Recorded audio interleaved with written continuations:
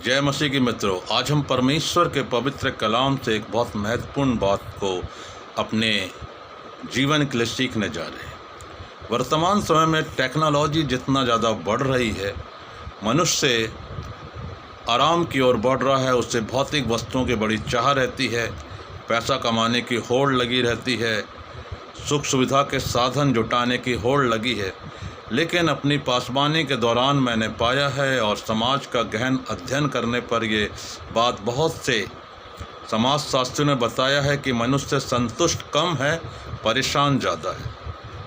परेशानियाँ, घबराहट, बेचैनी, बीमारियों की समस्याएं, दिन भर काम करने के बाद होने वाली थकावट और डर हमारे भविष्य का क्या होगा।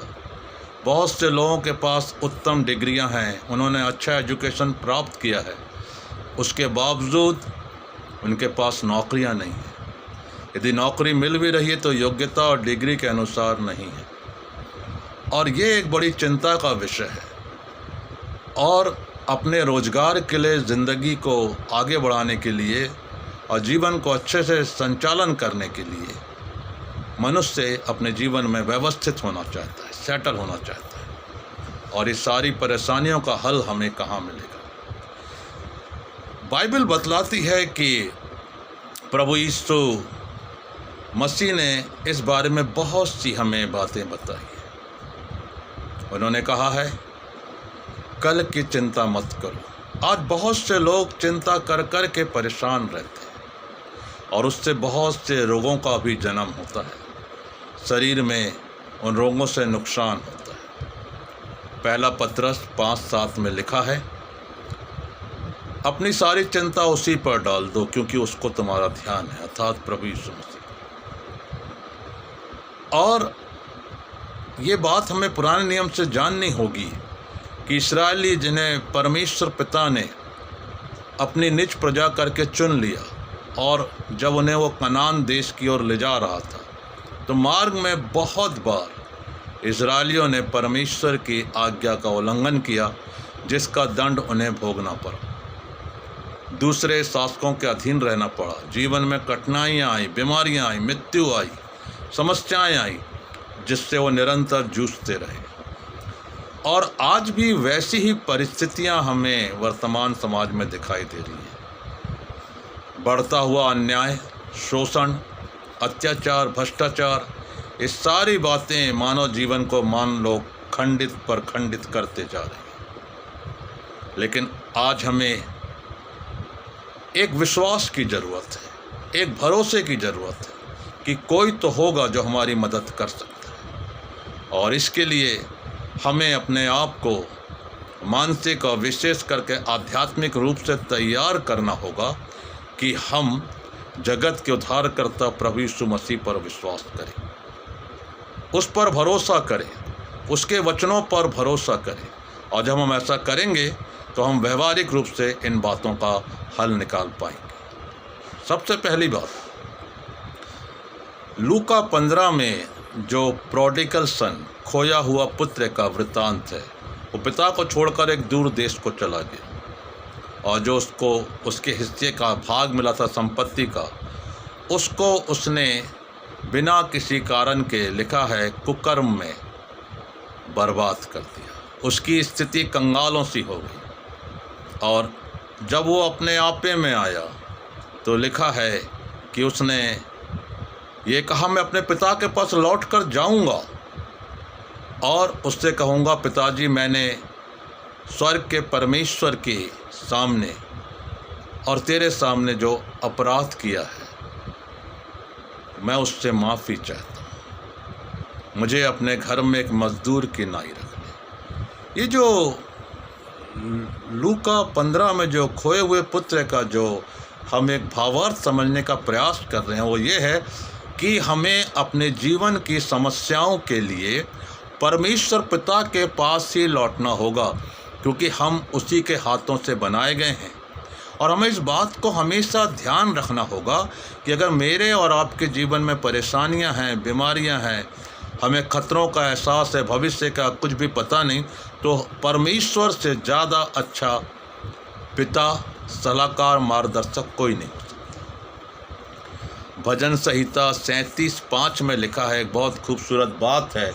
वो लिखा है, अपने मार्ग की चिंता यहोवा पर छोड़ और उस पर भरोसा रख, वही पूरा करेगा। तो सबसे पहले आज हम सीखें कि हमारे जीवन में हमें जो निर्णय लेना है, हमारे जीवन में जो परेशानियां हैं, हमारे घर में जो फाइनेंशियल प्रॉब्लम है, हमारे घर में जो बीमारियां हैं, समस्याएं, कठिनाइयां हैं, हम वो सारी बातें प्रभु यीशु मसीह के वचन में जो हमने शुरू में सुना, पहला पतरस 5:7 के अनुसार, कि अपनी सारी चिंता यहोवा पर डाल दो, उसी पर डाल दो, उसको तुम्हारा ध्यान है।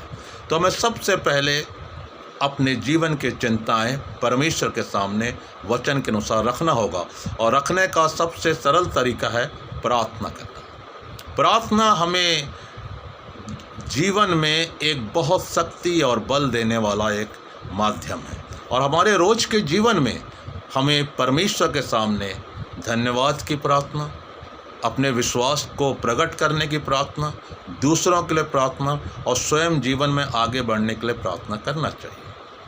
मैं देख रहा हूँ आज बहुत से जवानों को अच्छा व्यवसाय नहीं उनका हो पा रहा या चल नहीं रहा है, उनको नौकरियाँ नहीं मिल रही है, उनका विवाह नहीं हो पा रहा, क्योंकि फाइनेंशियल प्रॉब्लम है। और बहुत से मध्यम वर्ग के परिवारों में जो फाइनेंशियल प्रॉब्लम है, आर्थिक समस्याएं हैं, वो निरंतर बढ़ती जा रही है। और इसलिए हमें प्रभु यीशु मसीह पर विश्वास करके प्रार्थना करना होगा। और वचन में लिखा है कि प्रभु परमेश्वर को हम परखें।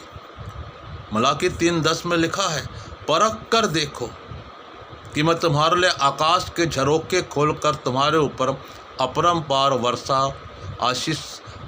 आशीषों की वर्षा करता हूँ कि नहीं।